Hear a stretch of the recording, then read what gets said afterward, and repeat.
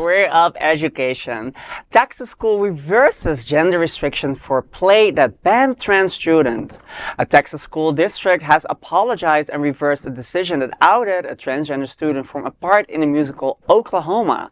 The Sherman Independent School board voted unanimously Monday to reinstate the original show and cast after a meeting in which dozens criticized and spoke in support of the 17-year-old trans boy who lost his role in the production because of a new policy. After the vote, board president Brad Morgan issued a statement apologizing to the student, parents, and the community. Sherman has become the latest community embroiled in the national debate over the rights of transgender students this month over its production of the Rodgers and Hammerstein classic. Max Hightower, a senior and theater enthusiast, was cast in a prominent part that included a solo. But later the school told his family that, based on a new policy, Max would lose the part. The school also removed girls from the male roles that they have been cast in. Hightower, Max's father, recalled the principal describing the policy as only males can play males and only females can play females. The school later changed course, saying it would not consider sex in casting, but instead put on an abbreviated version of the show tailored for young audiences. Now, this is a classical case of we don't want this person to play this kind of part because it would just bring too much commotion. But that's all about what acting is, right? You're playing someone else. You're playing something else. Right. There have been straight actors who've played gay. You had a cisgender actor playing a trans woman in a movie. You had a woman playing a man. You had so many things already happening. And for me, this is a true classical of just like conservative privilege. No, we don't want this, so it's not going to happen. Then outburst is happening, and then everybody thinking, ooh, we went too far, and then reinstating it, which just looks sloppy. It looks messy. It looks just messy to begin with. And I think the reason that it's very blatant that it's messy, and part of the reason why is because they cite a law that literally has nothing to do with theater. I'm pretty sure it's actually I'm pretty sure it's actually a trans sports ban is the law that they're actually referring to, which is not theater.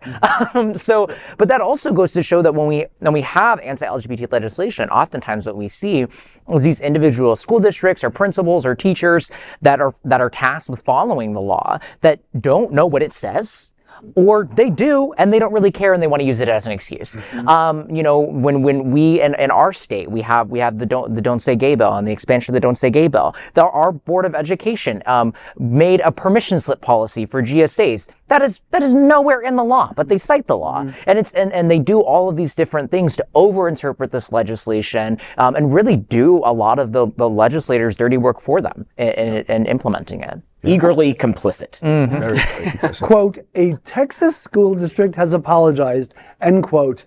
I dream of someday reading the words, quote, a Florida school district has apologized, end quote. They won't. They're afraid they'll get fired. And then you got principals who don't even know what to do. I have one friend who's a principal, and she calls me and she's like, is this legal? Can I do this? And I'm just like, honestly, I'm right there with you. I don't know, because the law is vague, and you should be asking the general counsel for the district, but they don't even know, because they create these laws for the ambiguity, so you don't know, so that they can then fire the teacher or come after them. And it's willful ignorance, right? I mean, there's instances down in Miami where where the general counsel for their school board will say, oh, this is what this law says, and they'll say, well, I actually personally disagree with that, and then vote accordingly. And it's absolutely insane, right? The fact of the matter is that they don't actually care what the law says. They'll tell you didn't read the bill when you're arguing about it before it gets passed, and then after it gets passed, they'll completely ignore everything that it says and just interpret it however they want to. It's ridiculous. Yeah. This isn't just an attack on trans youth or LGBTQ plus youth. This is also an attack on the arts. This is an attack on the foundation of thought, because we can trace it all the way back to the Greeks, and if we looked further, probably even further back to Mesopotamia, that theater has been a way of telling stories and keeping stories and traditions alive through the generations, because cave walls didn't hold a lot of scriptage back in the day. I want to talk for a moment just about trans rights and trans youth, because this was Trans Day of Visibility, and I want to talk about the arts, because we've unexpectedly spent a lot of time together. We you and I did, this yes, week. we did. We met Sunday at the Hotspots Happening Out art studio, where they have a fantastic exhibit featuring work from trans artists and our allies. And that was wonderful. And you were there and emceed that. Yes. What did you think?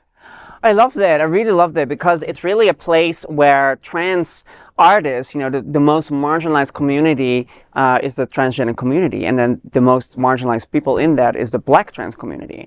And I'm just very happy that I was able to partake in such a heartfelt movement, because you could really feel and see the love and also the hard work that went into all of these art pieces. You know, and there's a lot of different lights to be shown at someone's art. But what I found most interesting is that the artists were also there. You know, you could literally hear from the artists what inspired me, how much heartbreak that I had to go through to make this piece. And I just find it very, very comforting and like a very breath of fresh air to see art in such a pure form and to see the artist in such a vulnerable state. You know, for me, that's very special, and I absolutely love the event. Yeah.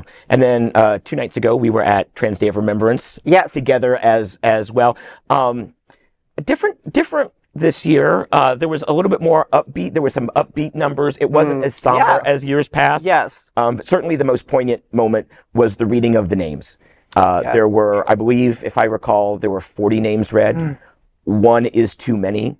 Our good friend, Mateo Ventura Brewer, ED at Aqua Foundation, read off startling statistics. Like 350 trans people have been murdered simply for being who they were in the last year all over the world. And those are just the ones we know about, not the ones that go unnoticed in small countries or in small towns, not the ones that are dead named, not the ones that are not unacknowledged by their families when it comes to funerals. So when we say 350, the number is a gut punch. But when you think about what the reality is, it is so much worse. So that we had such a wonderful gathering at Pride Center. And thank you so much for coming and being part of it. And I want to thank, I need to stop talking, but I can't. I want to thank Ariana Lint of Ariana Center. She has been organizing and sponsoring your tour of North America. So I just, big thumbs up. We love you, Ariana. I don't know why you're not on the show. Thank you. Come on back. Yeah, she Come on should back, have girl. been here. Well, it's actually her birthday today. So she's celebrating somewhere with a margarita, and I'll join her later.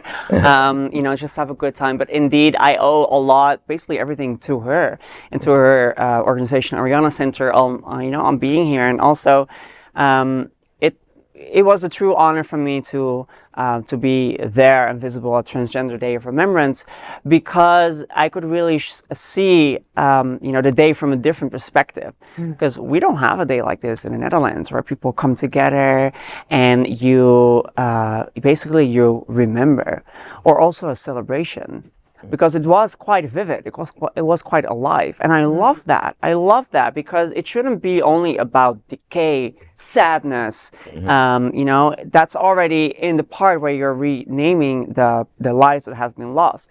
But I personally feel it should also be a day of celebration. You're celebrating that we are still here. We're celebrating that we are aiming for a brighter future. We are celebrating that we have the opportunity to hold a small celebration for everyone who has already been lost. So for me, it was truly special to be there. Yeah. And I think that there's something so powerful about, you know, in this story about community and that sense of community that we often see in things like Transgender Day of Remembrance and all these celebrations and moments of, you know, these really, really powerful moments for our community. I think it was super amazing about the story. It's just you know, I saw videos of all of the people testifying at the school board meeting. And folks who know me know that testifying at school board meetings is like, it's my bread and butter. But seeing the mass of people that have come out in support, you know, of this student, it's just so powerful. It's just so fueling to be able to see that, and then to see a unanimous retraction and an apology that results. Seeing democracy works is a bit of a rarity actually in our state lately, and it was refreshing to see that, to say the least.